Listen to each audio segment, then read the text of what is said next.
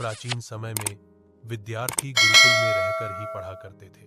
बच्चे को शिक्षा ग्रहण करने के लिए गुरुकुल में भेजा जाता था।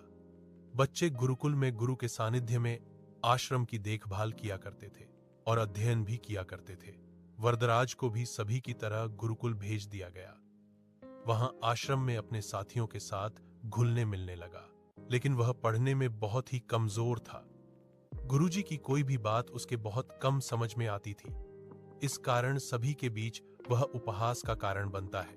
उसके सारे साथी अगली कक्षा में चले गए, लेकिन वो आगे नहीं बढ़ पाया। गुरुजी जी ने भी आखिर हार मानकर उसे बोला, बेटा वरदराज, मैंने सारे प्रयास करके देख लिए हैं। अब यही उचित होगा कि तुम यहाँ अपना समय बर्बाद मत करो। अपने घर चले जाओ और घर वालों की काम में मदद करो। वरदराज ने भी सोचा कि शायद विद्या मेरी किस्मत में नहीं है, और भारी मन से गुरुकुल से घर के लिए निकल गया। दोपहर का समय था। रास्ते में उसे प्यास लगने लगी। इधर उधर देखने पर उसने पाया कि थोड़ी दूर पर ही कुछ महिलाएं कुएं से पानी भर रही थी। वह कुएं के पास गया। वहां पत्थरों पर रस्सी के आने जाने से निशान बने हुए थे। तो उसने महिलाओं से पूछा, यह निशान आपने कैसे बनाए? तो एक महिला ने जवाब दिया, बेटे, यह निशान हमने नहीं बनाए।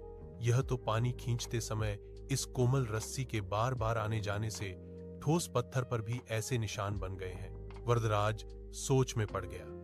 उसने विचार किया कि जब एक कोमल से रस्सी के बार बार आने जाने से एक ठोस पत्थर पर गहरे निशान बन सकते हैं, तो निरंतर अभ्यास से मैं विद्या ग्रहण क्यों नहीं कर सकता।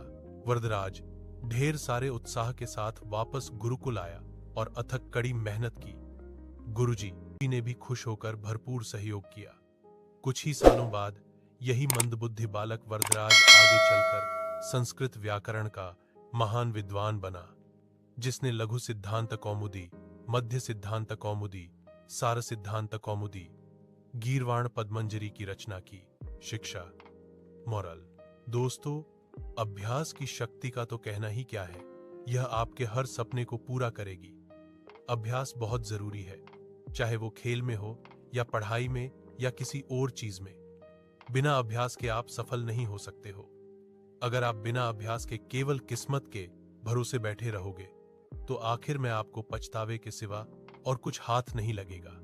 इसलिए अभ्यास के साथ धैर्य, परिश्रम और लगन रखकर आप अपनी मंजिल को पाने के लिए जुट जाएं।